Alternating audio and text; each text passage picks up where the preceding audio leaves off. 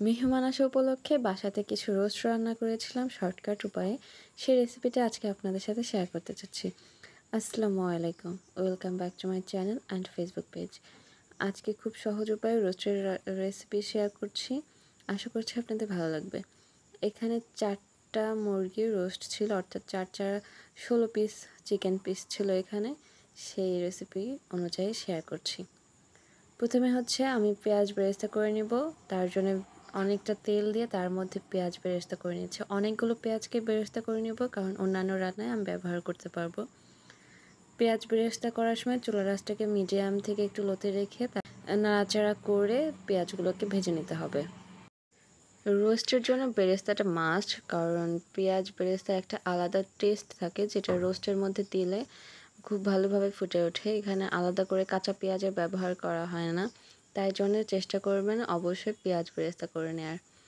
এখানে আমার হয়তো ফোনে কন্ট্রাস্টের জন্য বেশি ব্রাইট মনে হচ্ছে, বাট একটু লাইট গোল্ডেন কালার করে পেঁয়াজগুলোকে ভেজে নিতে হবে। তারপর একটা প্লেটে টিস্যু দিয়ে তার উপরে বেরেস্তাগুলোকে ছড়িয়ে দিলে বেরেস্তাটা বেশ অনেকক্ষণ মচমচে থাকে। এরপরে সেম তেলে আমি চিকেন পিসগুলোকে ভেজে নেব। চিকেন পিসগুলোকে আমি একটু টক দই আর সামান্য লবণ দিয়ে মেখে রেখেছিলাম, এতে করে ভাজার সময় এর মধ্যে কিছুটা লবণ প্রবেশ করবে আর পরবর্তীতে খেতে ভালো লাগবে। চুলার আঁচটাকে এ পর্যায়ে মিডিয়াম থেকে একটু বাড়িয়ে রাখতে হবে হাইয়ের দিকে, কারণ কোনোভাবে চিকেন পিসগুলো থেকে পানি ছিঁড়ে আসলে হবে না।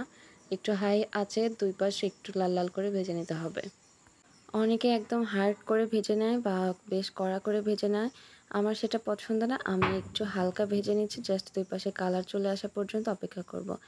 বেশি শক্ত বা বেশি হার্ডি হলে বাচ্চারা খেতে পারে না বা বড়দেরও খেতে ভালো লাগে না, তাই জন্য একটু হালকা করে ভেজে নিলে চিকেন রোস্টগুলো খেতে কিন্তু বেশি মজা হয় আর ভিতরে বেশ গ্রেভিটা ঢুকে জুসিনেস থাকে।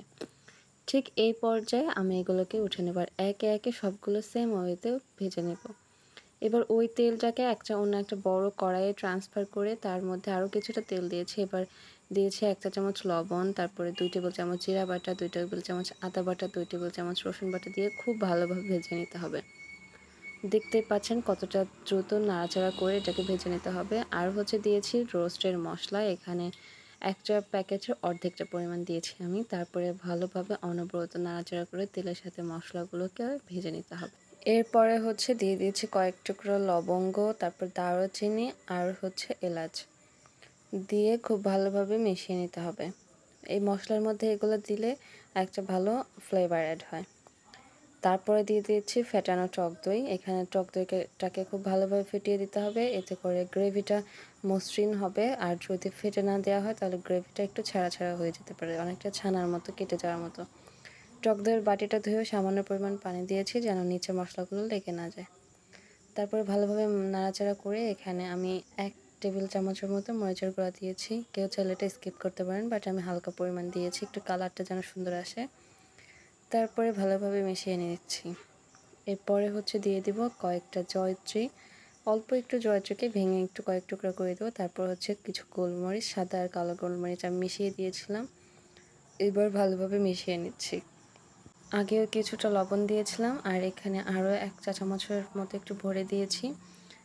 সবাই অবশ্য টেস্ট অনুযায়ী একটু টেস্ট করে তারপরে দিতে পারেন। তারপরে এখানে দিয়ে দিয়েছি আমি 250 ml মতো লিকুইড দুধ। জাল করা দুধ অথবা কাঁচা দুধ যে কোনো একটাও দিতে পারেন এখানে, তবে অবশ্যই দুধটা দিলেও ভালোভাবে মশলার সাথে ফুটিয়ে নিতে হবে। একদম ভালোভাবে নাড়াচাড়া করে দুধটা যখন ফুটে উঠে আসবে তখন ভেজে রাখা চিকেন পিসগুলো এখানে দিয়ে দেব। অনেকের কাছে মনে হতে পারে চিকেনগুলোর তুলনায় মশলাটা হয়তো কম হয়ে গিয়েছে, আসলে ব্যাপারটা সেরকম না। আমি এইভাবেই রান্না করে থাকি আর এইভাবে খেতে কিন্তু ভীষণ মজার হয়ে থাকে। বেশি মশলা বা বেশি গ্রেভি দিলে পরবর্তীতে সেটা বেঁচে থাকে বা খেতে ভালো লাগে না। অল্প মশলায় রোস্ট রান্না করলে যেমন খেতে ভালো হয়, তেমন দেখতেও ভালো হয় আর গ্রেভিটাও নষ্ট হয় না।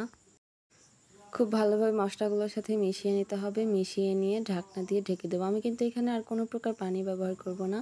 এই গ্রেভিটা টানতে টানতে চিকেনগুলো সিদ্ধ হয়ে যাবে। তারপরে ঢাকনা দিয়ে কিছুক্ষণ রান্না করে নেওয়ার পরে এর মধ্যে কাঁচামরিচ দিয়ে দিয়েছি বেশ কয়েকটা, আর তেজপাতা। মশলা কষানোর সময় তেজপাতাটা দিলে ভালো হয়, তবে আমি দিতে ভুলে গিয়েছিলাম দেখে এবার শেষে এসে দিচ্ছি। এখনও চিকেনটাকে একটু ভালোভাবে রান্না হওয়ার দেরি আছে, তাই জন্যে এই পর্যায়ে দিলে ফ্লেভারটা আসবে। আর এই পর্যায়ে এসে নাড়াচাড়া কিন্তু একটু সাবধানে করতে হবে, কারণ আমি এইগুলোকে খুব কড়া করে ভেজে নিইনি, হালকা ভেজে নিয়েছি যেন ভেঙে না যায়। সেজন্য একটু আলতো হাতে চিকেন আর মশলাগুলোকে মিশিয়ে নিয়ে ঢাকনা দিয়ে ঢেকে পুরোপুরি সিদ্ধ করে নেব।